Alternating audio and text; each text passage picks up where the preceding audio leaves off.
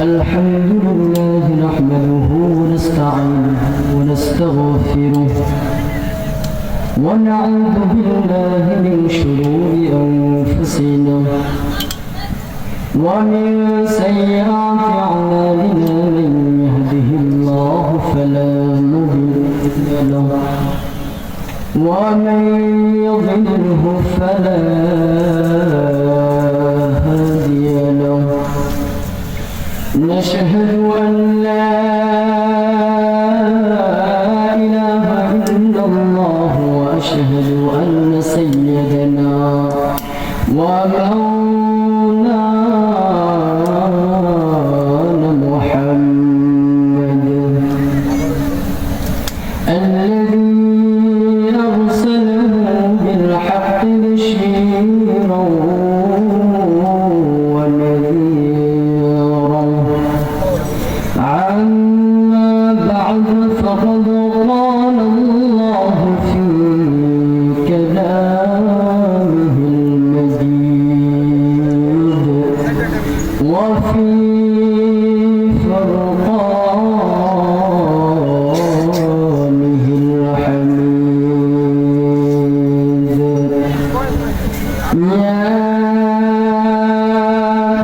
أيها الذين آمنوا صلوا عليه وسلموا تسليما شكرا لكم اللهم صل على سيدنا مولانا محمد وعلى آل سيدنا مولانا محمد بلغ العلا بكماله كشف الدجى بجماله حسنت جميع خصاله صلوا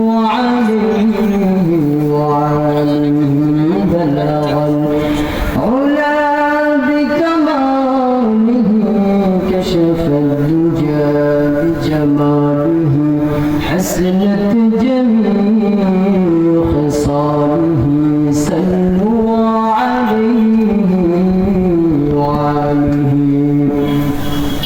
আলহামদুলিল্লাহ। সমস্ত মুসল্লি কেরাম, প্রিয় দিনী ভাই, বেশি ভূমিকা নেব না কারণ খুবই সংক্ষিপ্ত সময়।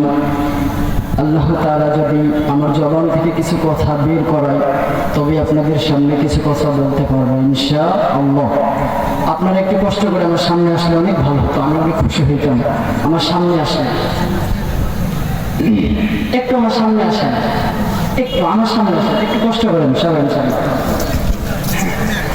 যাদের হৃদয় আছে আল্লাহর ভয় তারা কবু পথ ভুলে যায় না। যাদের হৃদয় আছে আল্লাহর ভয় তারা কবু পথ ভুলে যায় না। আল্লাহর প্রেম সারা এই দুনিয়ায় কারো কাছে কোনো কিছু চাই না। যাদের হৃদয় আছে আল্লাহর ভয় তারা কবু পথ ভুলে যায় না।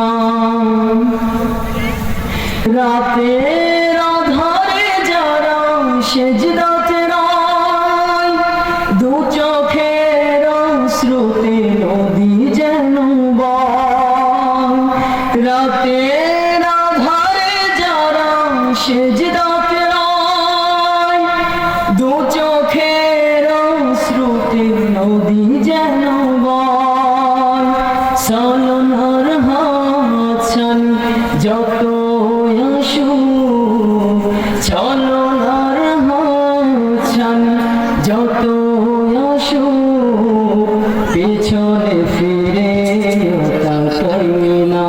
যাদের হৃদয় আছে আল্লাহর ভয় তারা কবু পথ ভুলে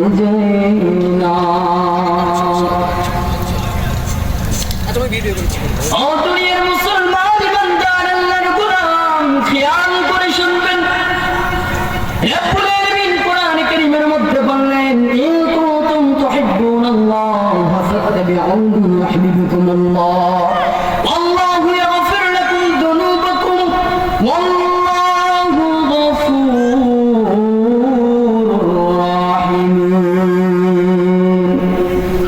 রব্বুল আলামিন বললেন, নবী করিম সাল্লাল্লাহু আলাইহি ওয়াসাল্লামকে বললেন, ও আমার হাবিব, তোমার উম্মতদেরকে বলে দাও, তোমরা কি আল্লাহর ভালোবাসা পেতে চাও? তোমরা কি আল্লাহকে ভালোবাসতে চাও? যদি তোমরা আল্লাহকে ভালোবাসো, তবে তোমরা নবীর অনুসরণ করো, নবীর সুন্নাহ মানো, নবীর তরিকা মানো। যদি তোমরা নবীকে ভালোবাসো, রব্বুল আলামিন বললেন, যদি তোমরা নবীকে ভালোবাসো, তাহলে আমি আল্লাহকে ভালোবাসা হয়ে যাই। সুতরাং এটার থেকে এটাই বোঝায়, যদি আমরা আল্লাহকে ভালোবাসতে চাই, সর্বপ্রথম কাকে ভালোবাসতে হবে? জোরে বলতে হবে, কাকে ভালোবাসতে হবে? যদি আমরা আল্লাহকে ভালোবেসে থাকি, তবে নবীর সুন্নাহ মানতে হবে, নবীর তরিকা মানতে হবে, নবী যেই পথে চলতে বলেছেন সেই পথে চলতে হবে। যদি আমরা নবীকে ভালোবাসি, নবীর টুপি সব সময় পৃথিবীর যেই প্রান্তে যাই না কেন, সব সময় নবীর টুপিটাকে মাথায় রাখতে হবে। এটাকেই বলে সুন্নাহ। কি বলে?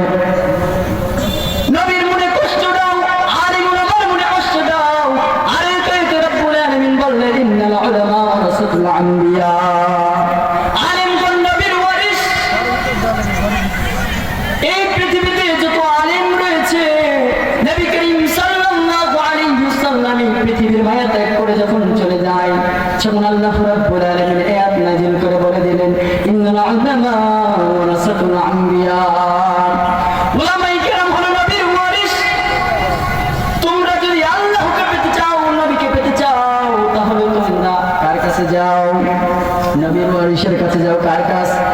সবাই বলে, নবীর ওয়ারিসের কাছে যাও। নবীর ওয়ারিস কারা? যারা কোরআন শিখে এবং কোরআন অপরকে শিক্ষা দেয়, যারা কোরআনকে বুকে আগলে রাখে, কোরআনকে ভালোবাসে। এমন মানুষ আছে আমাদের দেশে, যারা কিনা ঘরের ভিতরে অনেক সুন্দর সুন্দর জিনিসগুলো সাজিয়ে রাখে, কিন্তু কষ্টের বিষয় আল্লাহর কালাম, আল্লাহর কথা, আল্লাহর বাণী। সেই দিন একটা ঘটনা আমাদের মাদ্রাসায়। হঠাৎ এক মহিলা আসলো আমার কাছে, এসে বললে, হুজুর, এই কোরআনটা মাদ্রাসায় কি রাখা যাবে? এই কোরআন বাসায় কেউ পড়ে না, বাসায় রাখার জায়গা নাই। যদি আপনি অনুমতি দেন, এই কোরআনটাকে মাদ্রাসায় রেখে যাইতাম। বাসার ভিতরে টিভি যত্ন করে রাখো, চেয়ার টেবিল কত সুন্দর করে সাজিয়ে রাখো, জামা কাপড় কত সুন্দর করে সাজিয়ে রাখো, পরিপাটি করে রাখো। আর আল্লাহর কোরআন তারই জায়গা হয় না বাসায়। ওই বান্দার মুসলমান, আল্লাহর গোলাম, মৃত্যুর পর এই কোরআনই তোমার মাথার সামনে থেকে তোমার প্রশ্নের উত্তর দিয়ে দিবে। জোরে বলেন সুবহানাল্লাহ। এই কোরআন এসে বলবে, আমি কোরআন। এই বান্দার কোনো প্রশ্ন করার দরকার নাই। এই বান্দাটি দুনিয়াতে কোরআনকে ভালোবাসতো, নবীকে ভালোবাসতো, নবীর সুন্নাহ মানতো, কোরআনকে বুকে জড়িয়ে রাখতো। কোরআন পড়া জানতো না, তারপরেও যারা কোরআন তেলাওয়াত করতো, সুন্দরভাবে মনোযোগ সহকারে শুনতো, কলিজার ভিতরে গাঁথিয়ে রাখতো, আলেমদেরকে মহব্বত করতো, তেমনি কখনো কষ্ট দেই নাই। আমি কোরআন তার হয়ে জবাব দিয়ে দিলাম, তুমি চলে যাও। ওই ব্যক্তি কি করলো? বলি মাদ্রাসায় কোরআনটা রেখে দেন, বাসায় পড়ার কেউ নাই। ও পড়ার দল বলে দি, সব জিনিসের জায়গা হয়, আর এই কোরআনটার জায়গা বলে। কথা বলে, কথা বলেন না কেন? এই কোরআনটারই জায়গা হয় না। এই কোরআন কতটুকু জায়গা নেয়? এই কোরআনটা আল্লাহর বাণী, যেটা বিশ্বনবী মুহাম্মদুর রাসূলুল্লাহ সকলেই বলি সাল্লাল্লাহু আলাইহি ওয়াসাল্লাম। আপনার আমার প্রিয় নবী হযরত মুহাম্মদুর রাসূলুল্লাহ সাল্লাল্লাহু আলাইহি ওয়াসাল্লামের উপর নাযিল হয়েছিলেন। যিনি জান্নাতে না গেলেন, জান্নাত উদ্বোধনই হবে না। যিনি জান্নাতে না গেলে কোন নবীরা জান্নাতে যাইবে না। জোরে বলেন সুবহানাল্লাহ। আমাদের নবী জান্নাতে না গেলে কোন নবীরা জান্নাতে যাইতে পারবে না। আর আমাদের নবীর উম্মত যতক্ষণ না জান্নাতে যাইবে, ততক্ষণ পর্যন্ত কোন নবীর উম্মতি জান্নাতে যাইতে পারবে না। জোরে বলেন সুবহানাল্লাহ। ঈমানের পথে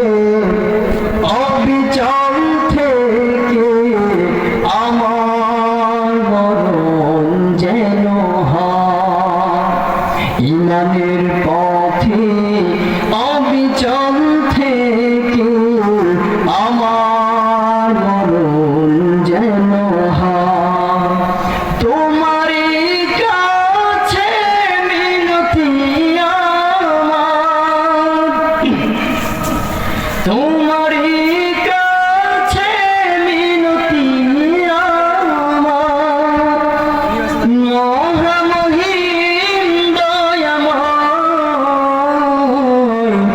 ইমানের পথে অবিচল থেকে আমার মরণ যেন হয়। আমরা কারা কারা আল্লাহকে ভালোবাসতে চাই? দুই হাত তুলে দেখায়। নারায়ে তাকবীর। আল্লাহ তাআলা আমাদের সবাইকে কবুল করে নিশ্চয় বলে আমিন। আমরা যদি আল্লাহকে ভালোবাসতে চাই তবে কাকে ভালোবাসতে হবে? নবীকে ভালোবাসতে হবে। নবীকে কেমন করে ভালোবাসবেন? নবীর সুন্নাহ মানেন, দাড়ি রেখে দেন, চুল খাড়া করে রাখেন, নবী যেটা বলেছেন সেটা করেন, নবী যেটা বারণ করেছেন সেটা ছেড়ে দেন, তাহলে নবীকে ভালোবাসা হয়ে যাবে। সুবহানাল্লাহ। তো নবীর ভালোবাসা পেতে হলে, নবী তো নাই, আমরা কার কাছে যাব? নবী কেমন ছিলেন? নবী কি করতেন? কে জানে? এটা আপনারা জানেন? আলেম ওলামারা জানে। কারা জানে? যারা নবীর ওয়ারিস, ওলামা ওয়ারাসাতুল আম্বিয়া, যারা নবীর ওয়ারিস, ওলামায়ে কেরাম, ওলামায়ে কেরামের কাছে যান, যে জানেন নবী কেমন ছিল, নবী কি করতে বারণ করেছে আর কি করতে বলেছে। নবী যেটা করতে বলেছে ওটাই আমরা বাদ দিয়েছি, নবী যেটা বলেছে এটা করো ওটাই আমরা ছেড়ে দিয়েছি, নবী যেটা নিষেধ করেছে ওইটাই আমরা বেশি করেছি। সন্তানদেরকে দিনে আলিম শিক্ষা দেয় না, কোথায় কেমন মুসলমান? নামের মুসলমান হলে চলবে না।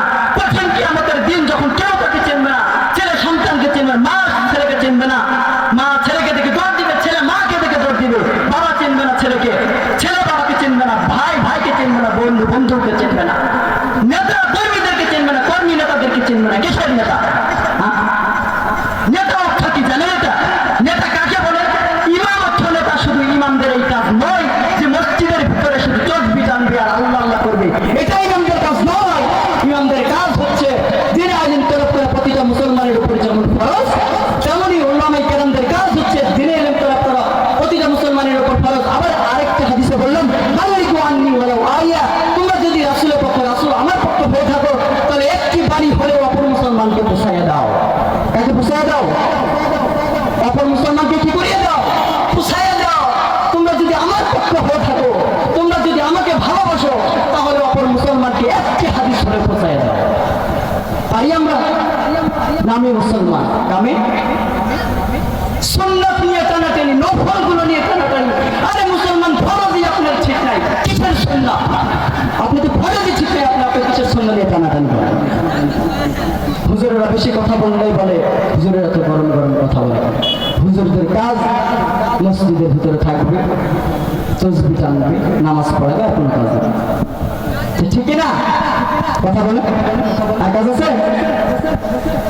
সুন্নাত নাই শুধু দাওয়াতের মেহমান, সুন্নাত নাই শুধু খাওয়া শেষে মধু,